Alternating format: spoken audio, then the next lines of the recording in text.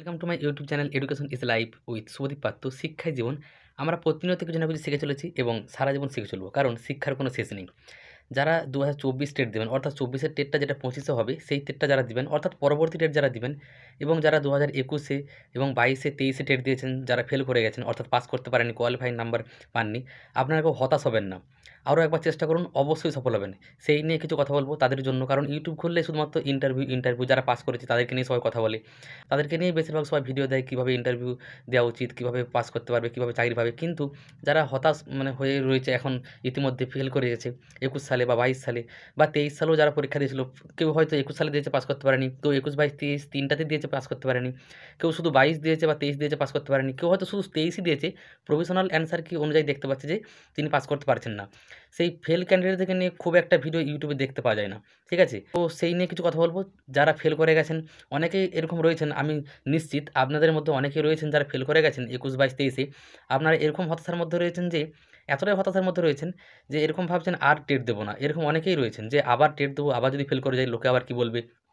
একবার ফেল করে গেছি, দুবার ফেল করে গেছি, তিনবার ফেল করে গেছি, আর টেট দেবোই না। আমারও 2-1 বন্ধু রয়েছে, যারা এরকম বলে ফোন করে যে আর টেট দেবো না।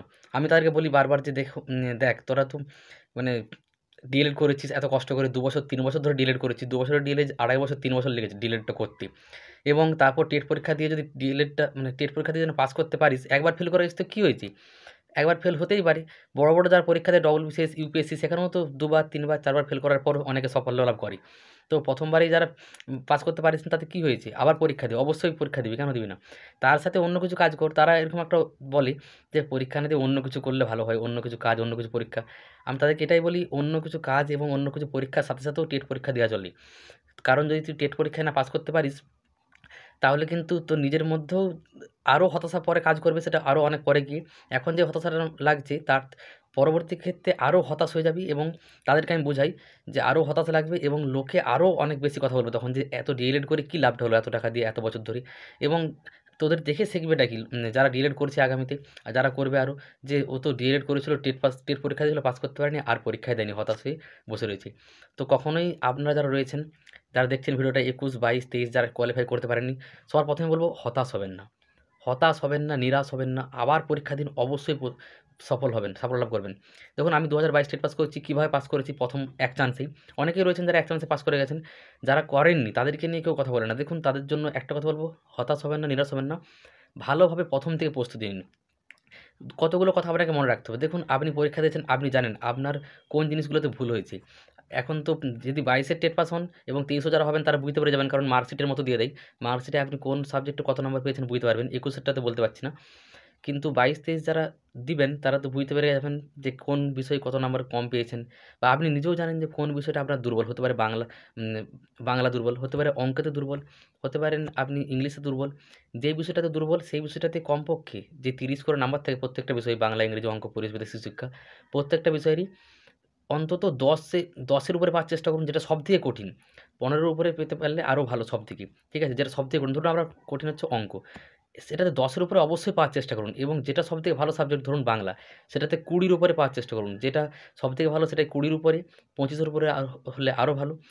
যেটা সবথেকে ভালো সেটাতে বেশি টার্গেট নিন, যে আমাকে 25-এর উপরে পেতেই হবে। আর যেটাতে সবথেকেও খারাপ আপনি 10-এর উপরে আপনাকে পেতেই হবে।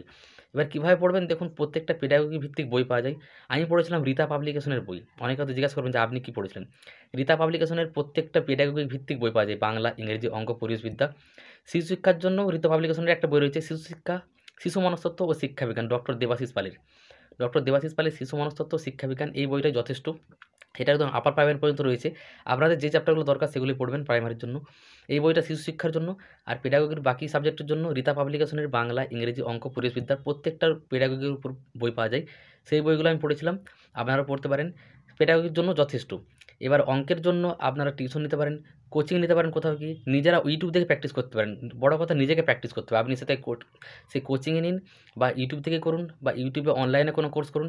কারণ আপনাকে প্র্যাকটিস করতে হবে, আপনাকেই সেখানে গিয়ে অঙ্ক করতে হবে। কারণ এখন অঙ্ক কিন্তু অনেক কঠিন পড়ছে। অঙ্কের ক্ষেত্রে পেডাগোগি পড়েইনি 2023 সালে। 22 সালে কিন্তু আমাদের বেলায় পেডাগোগি পড়েছিল, অঙ্কও পড়েছিল এবং অঙ্ক সহজেই পড়েছিল। 23 সালে খুবই কঠিন পড়েছে। তো আপনাকে অঙ্ক তো প্র্যাকটিস করতেই হবে। পারব না বা এটা বললে হবে না। অন্তত 10 এর উপরে পাওয়ার চেষ্টা করতে হবে। ইংরেজির ক্ষেত্রেও গ্রামার বই আমার কাছে 2টো গ্রামার বই ছিল। ডিপি ভট্টাচার্যের দেবীপত্র ভট্টাচার্যের এ টিসোটা ফর ইংলিশ লার্নার। এটা খুব মোটা বই। আপনারা পারলে পড়তে পারেন। যেহেতু আমার ইংলিশ অনার্স ছিল, ইংলিশটা আমার সোজা ছিল। যাদের ইংলিশ অনার্স আছে বা নেই তাদের ক্ষেত্রে অসুবিধা হতে পারে। ইংলিশ অনার্স থাকলে সুবিধা হবে।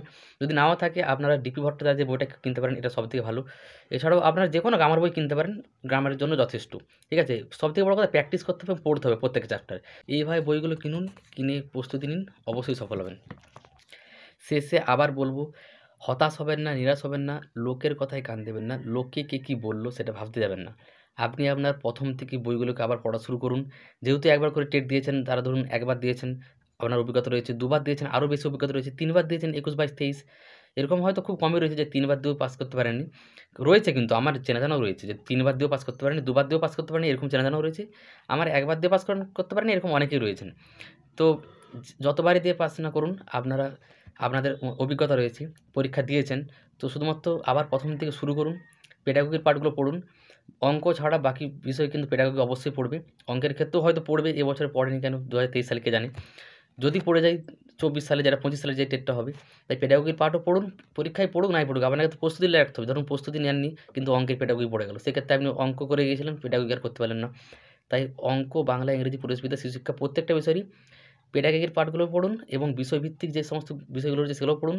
কোথাও অনলাইনে কোচিং নিতে পারেন। ইউটিউবে অনেক ভিডিও রয়েছে টেট রিলেটেড। কারণ 21, 22, 23 সালে টেট হয়েছে, সেই রিলেটেড অনেক ভিডিও, অনেক চ্যানেল, ভালো ভালো চ্যানেল অনেক ভিডিও ছেড়েছে, সেগুলো দেখতে পারেন। আপনার সামর্থ্য থাকলে আপনি কোথাও গিয়ে কোচিংয়ে ভর্তি হতে পারেন, টিউশন নিতে পারেন, অনলাইনেও ভর্তি হতে পারেন। সবথেকে বড় কথা হলো আপনাকে নিজেকে পড়তে হবে। আপনি যেখানেই ভর্তি হন, অনলাইন, অফলাইন বা মোবাইল দেখুন, নিজেকেই পড়াশোনা করতে হবে। নিজেকেই পড়ে সেগুলো নিজের মধ্যে আয়ত্ত করে সেগুলোকে পরীক্ষায় গিয়ে সেখানে আমাকে লিখতে হবে। তাহলেই কিন্তু আপনি সাফল্য লাভ করতে পারবেন।